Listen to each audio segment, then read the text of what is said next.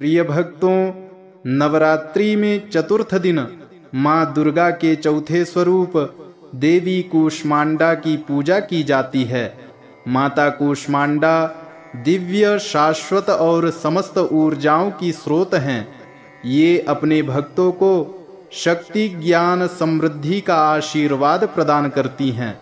अतः आइए इस चलचित्र के माध्यम से हम सभी बड़े ही श्रद्धापूर्वक देवी कूष्मांडा के मंत्र, ध्यान, स्तोत्र और कवच का पाठ करते हैं। ओम देवी कूष्मांडायै नमः। सुरा संपूर्ण कलशम रुधिराप्लुतमेव च दधाना हस्तपद्माभ्यां कूष्मांडा शुभदास्तु मे।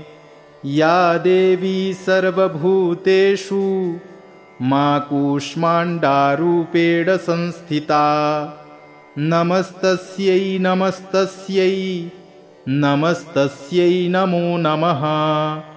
वन्दे वाञ्छितकामार्थे चन्द्रार्धकृतशेखरां सिंहारूढा अष्टभुजा कूष्मांडा यशस्विनीं। भास्वरभानुनिभाम् अनाहतिस्थितां चतुर्थदुर्गां त्रिनेत्रां। कमण्डलुचापबाणपद्मसुधाकलश चक्रगदाजपवटीधरां। पटाम्बरपरिधानां कमनीयां मृदुहास्या नानालङ्कारभूषितां। मञ्जीरहारकेयूरकिङ्किणी रत्नकुण्डलमण्डितां। प्रफुल्लवदनां चारुचिबुकां कान्तकपोलां तुगं कुचां। कोमलाङ्गीं स्मेरमुखी श्रीकटिं निम्ननाभिनितम्बनीं। दुर्गति नाशिनी त्वं हि दरिद्रादिविनाशिनीं।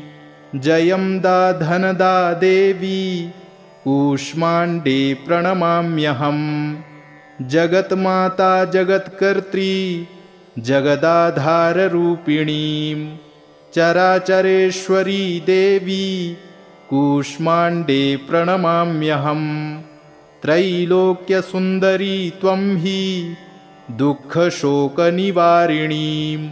परमानन्दमयी देवी कूष्माण्डे प्रणमाम्यहम्। हंसरै मे शिरः पातु कूष्माण्डे भवनाशिनीं। हसलकरीं नेत्रे च हसरौश्च ललाटकम्। कौमारी पातु सर्वगात्रे वाराही उत्तरे तथा। पूर्वे पातु वैष्णवी इन्द्राणी दक्षिणे मम। दिग्विदिक्षु सर्वत्रैव कूम्बीजं सर्वदावतु। सुरा सम्पूर्णकलशं रुधिराप्लुतमेव च दधाना हस्तपद्माभ्यां कूष्मांडा शुभदास्तु मे। या देवी सर्वभूतेषु माँ कूष्मांडारूपेण संस्थिता। नमस्तस्यै नमस्तस्यै नमस्तस्यै नमो नमः। वन्दे वाञ्छितकामार्थे चन्द्रार्धकृतशेखरां सिंहारूढा अष्टभुजा कूष्माण्डा यशस्विनीं। भास्वरभानुनिभाम् अनाहतिस्थितां चतुर्थदुर्गां त्रिनेत्रां। कमण्डलुचापबाणपद्मसुधाकलश चक्रगदाजपवटीधरां। पटाम्बरपरिधानां कमनीयां मृदुहास्या नानालङ्कारभूषितां। मञ्जीरहारकेयूरकिङ्किणी रत्नकुण्डलमण्डितां। प्रफुल्लवदनां चारुचिबुकां कान्तकपोलां तुगं कुचां। कोमलाङ्गीं स्मेरमुखी श्रीकटिं निम्ननाभिनितम्बनीं। दुर्गति नाशिनी त्वं हि दरिद्रादिविनाशिनीं जयं दा धनदा देवी कूष्माण्डे प्रणमाम्यहम् जगन्माता जगत्कर्त्री जगदाधाररूपिणीं चराचरेश्वरी देवी कूष्माण्डे प्रणमाम्यहम् त्रैलोक्यसुन्दरी त्वं हि दुःखशोकनिवारिणीं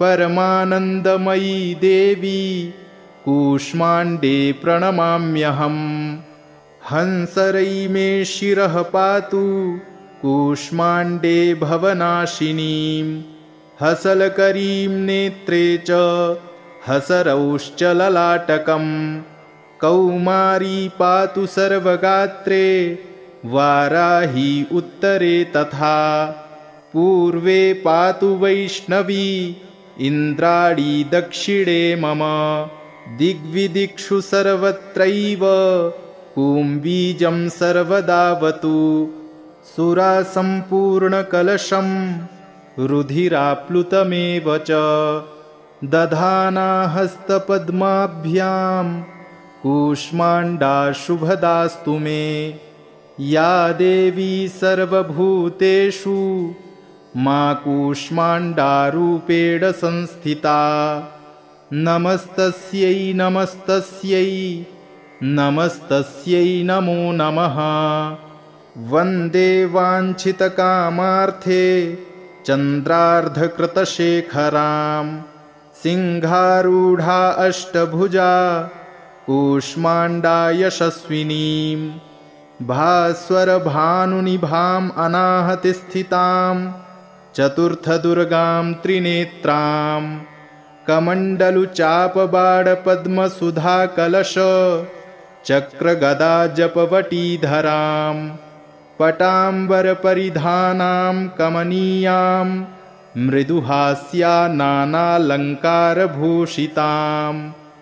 मञ्जीरहारकेयूरकिङ्किणी रत्नकुण्डलमण्डितां प्रफुल्लवदनां चारुचिबुकां कान्तकपोलां तुगंकुचां कोमलाङ्गीं स्मेरमुखी श्रीकटिं निम्ननाभिनितम्बनीं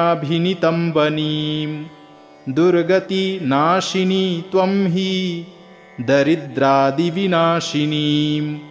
जयं दा धनदा देवी कूष्माण्डे प्रणमाम्यहम् जगन्माता जगत्कर्त्री जगदाधाररूपिणीं चराचरेश्वरी देवी कूष्माण्डे प्रणमाम्यहम् त्रैलोक्यसुन्दरी त्वं हि दुःखशोकनिवारिणीं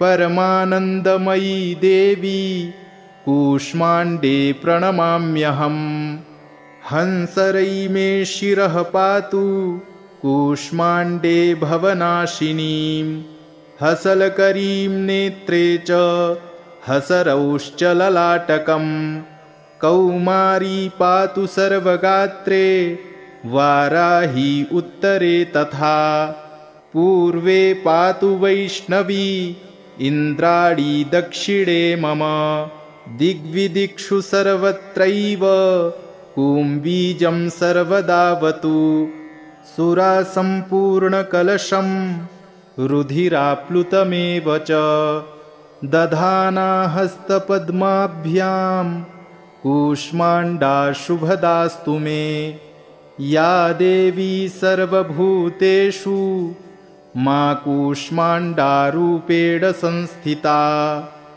नमस्तस्यै नमस्तस्यै नमस्तस्यै नमो नमः वन्दे वाञ्छितकामार्थे चन्द्रार्धकृतशेखरां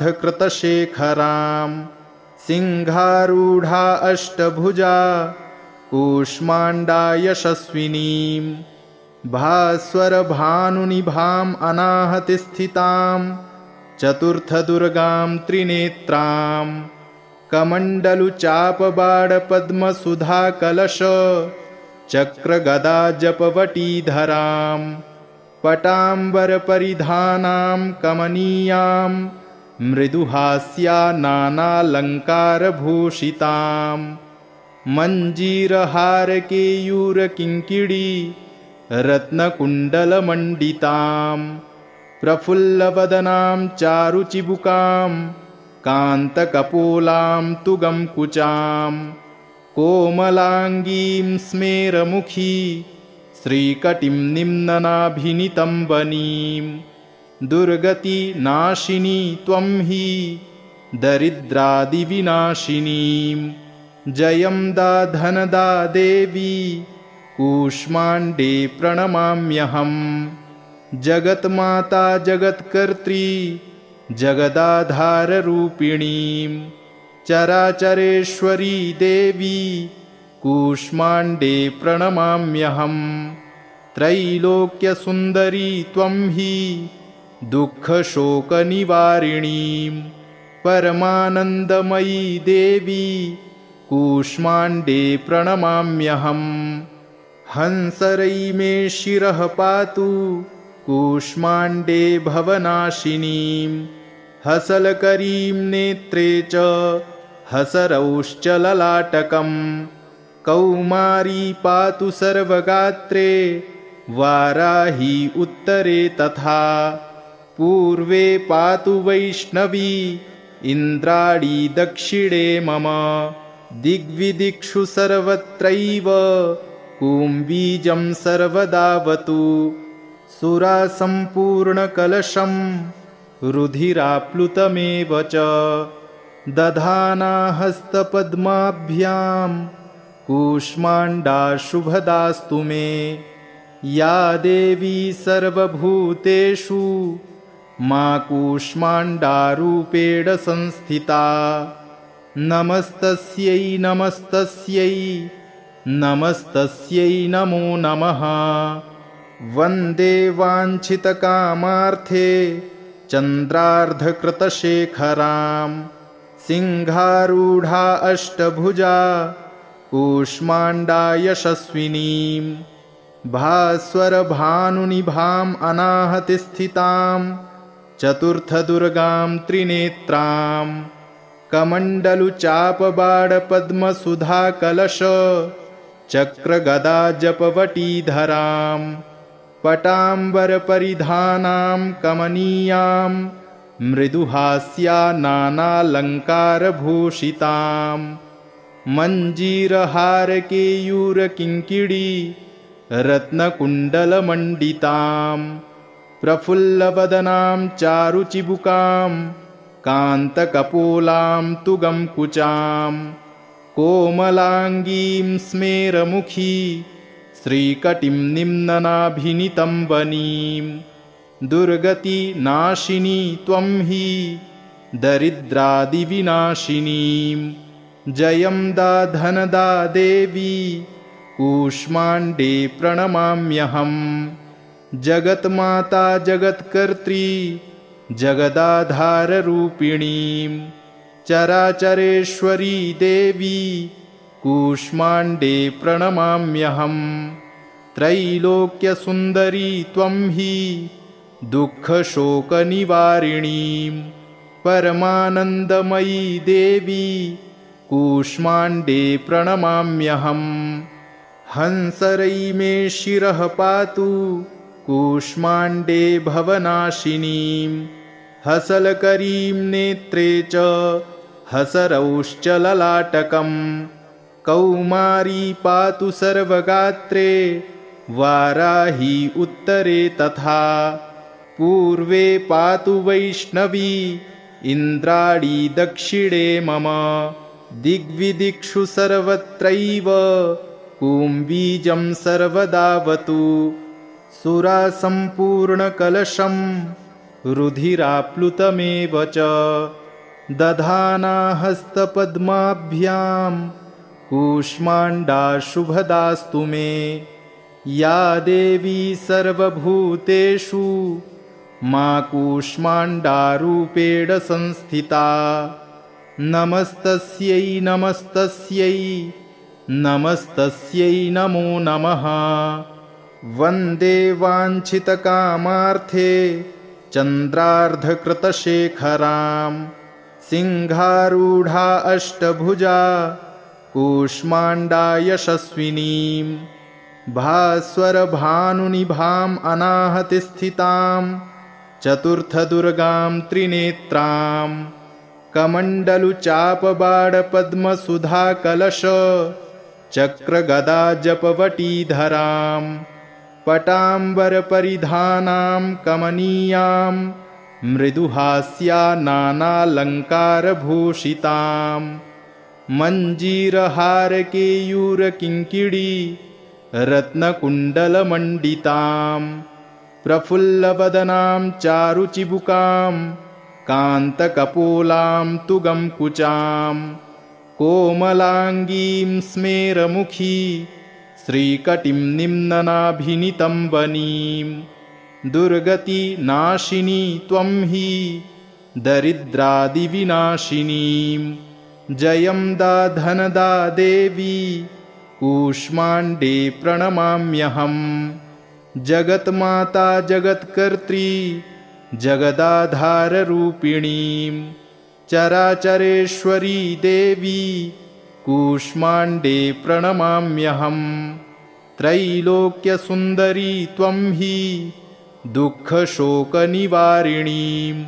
परमानन्दमयी देवी कूष्माण्डे प्रणमाम्यहं हंसरै मे शिरः पातु कूष्माण्डे भवनाशिनीं हसलकरीं नेत्रे च हसरौश्च ललाटकं कौमारी पातु सर्वगात्रे वाराही उत्तरे तथा पूर्वे पातु वैष्णवी इन्द्राणी दक्षिणे मम दिग्विदिक्षु सर्वत्रैव कुम्बीजं सर्वदावतु सुरासम्पूर्णकलशं रुधिराप्लुतमेव च दधाना हस्तपद्माभ्यां कूष्माण्डा शुभदास्तु मे या देवी सर्वभूतेषु मा कूष्माण्डारूपेण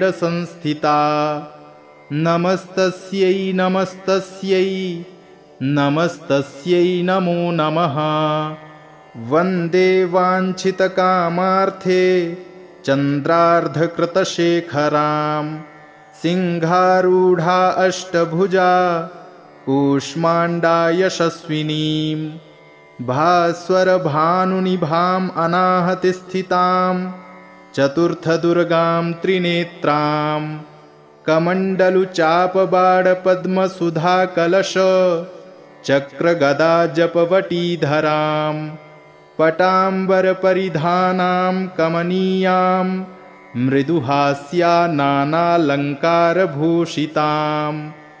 मञ्जीरहारकेयूरकिङ्किणी रत्नकुण्डलमण्डितां प्रफुल्लवदनां चारुचिबुकां कान्तकपोलां तुगंकुचां कोमलाङ्गीं स्मेरमुखी श्रीकटिं निम्ननाभिनितम्बनीं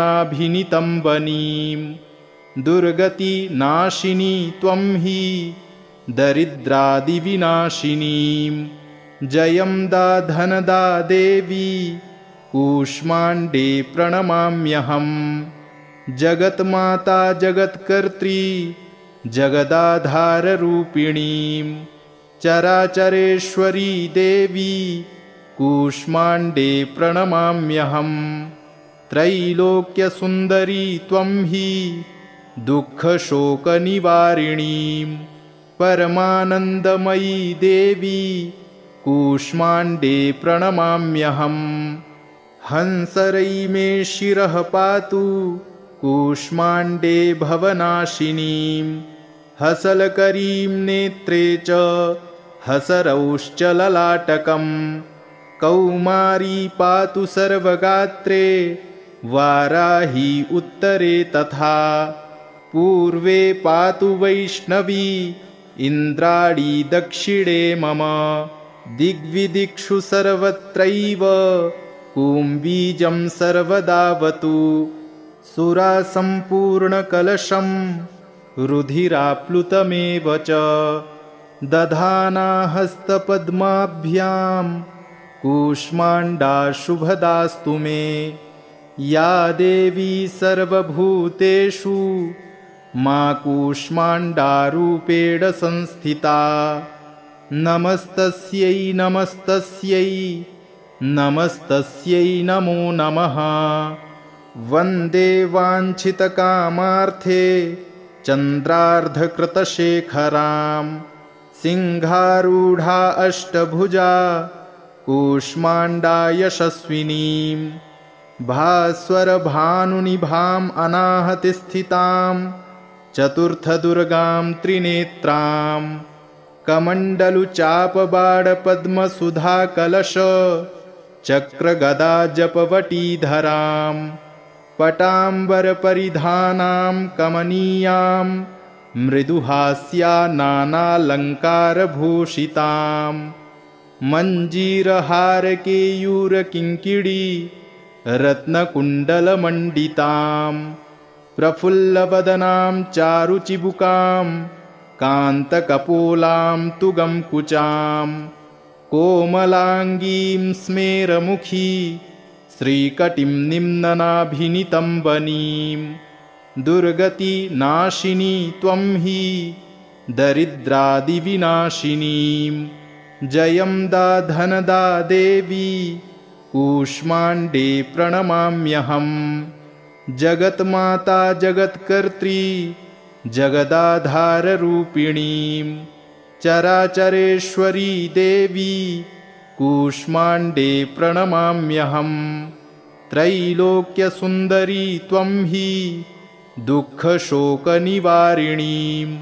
परमानन्दमयी देवी कूष्माण्डे प्रणमाम्यहं हंसरै मे शिरः पातु कूष्माण्डे भवनाशिनीं हसलकरीं नेत्रे च हसरौश्च ललाटकं कौमारी पातु सर्वगात्रे वाराही उत्तरे तथा पूर्वे पातु वैष्णवी इन्द्राणी दक्षिणे मम दिग्विदिक्षु सर्वत्रैव कूम्बीजं सर्वदावतु सुरासम्पूर्णकलशं रुधिराप्लुतमेव च दधाना हस्तपद्माभ्यां कूष्माण्डा शुभदास्तु मे या देवी सर्वभूतेषु मा कूष्माण्डारूपेण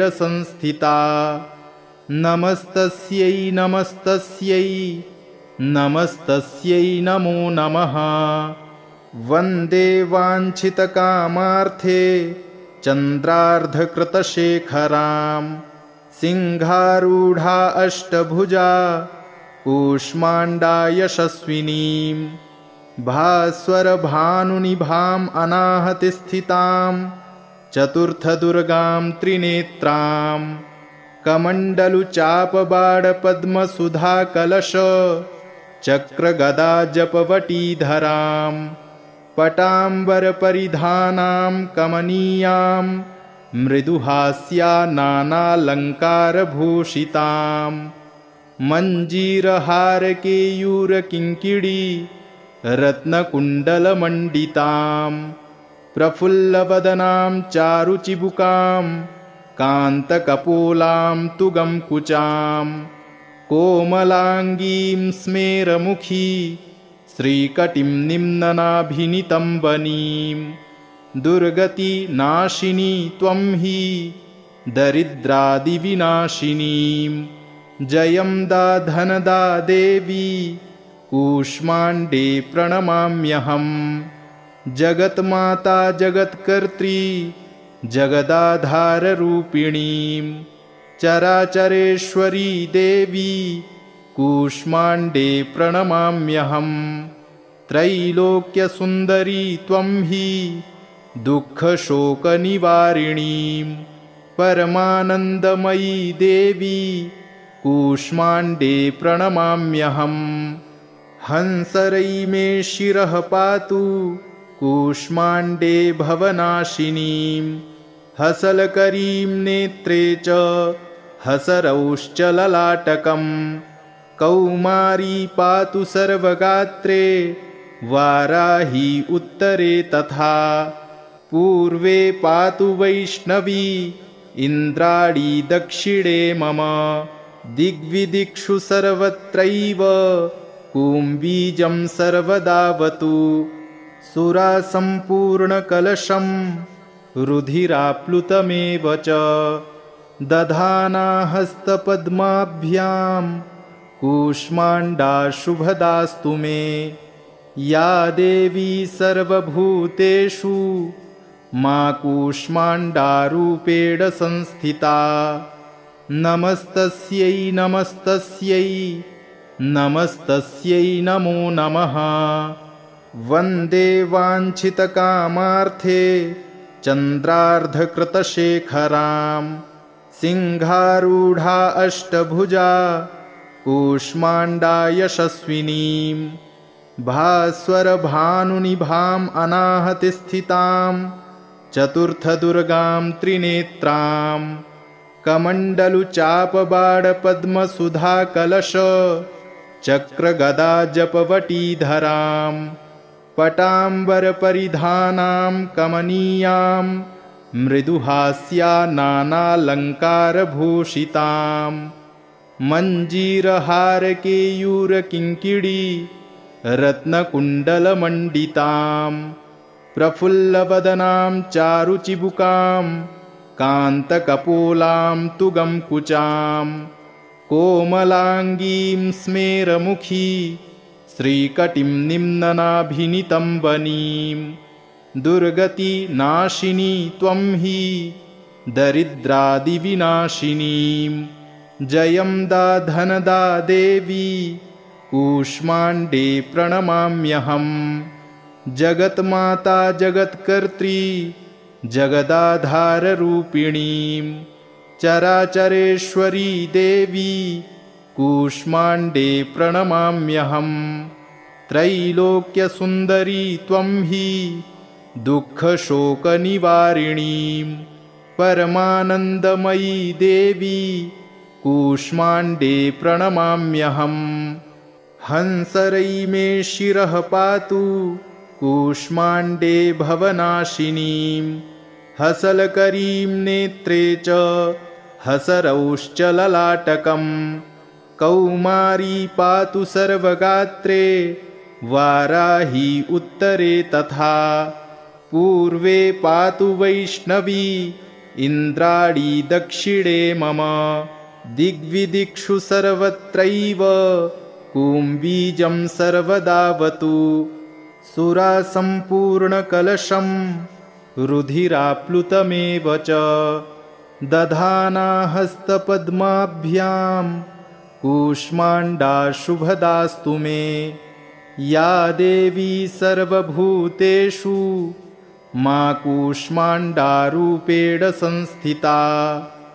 नमस्तस्यै नमस्तस्यै नमस्तस्यै नमो नमः वन्दे वाञ्छितकामार्थे चन्द्रार्धकृतशेखरां सिंहारूढा अष्टभुजा कूष्माण्डा यशस्विनीं भास्वरभानुनिभाम् अनाहतिस्थितां चतुर्थदुर्गां त्रिनेत्रां कमण्डलुचापबाणपद्मसुधाकलश चक्रगदाजपवटीधरां पटाम्बरपरिधानां कमनीयां मृदुहास्या नानालङ्कारभूषितां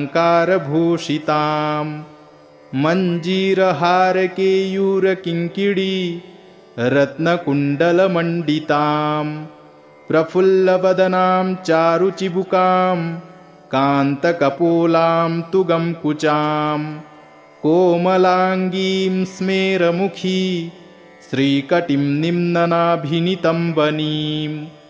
दुर्गति नाशिनी त्वं हि दरिद्रादिविनाशिनीं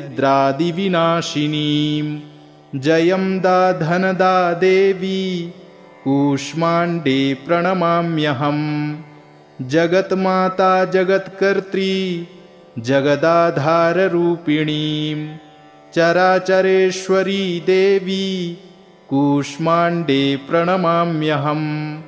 त्रैलोक्यसुन्दरी त्वं हि दुःखशोकनिवारिणीं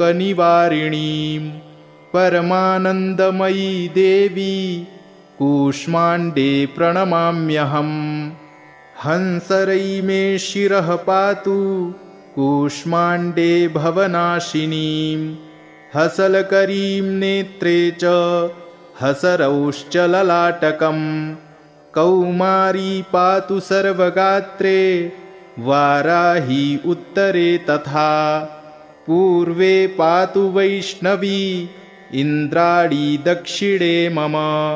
दिग्विदिक्षु सर्वत्रैव कूम्बीजं सर्वदावतु। इति श्रीदेवी कूष्माण्डा स्तोत्रम् एवं कवचं सम्पूर्णम्।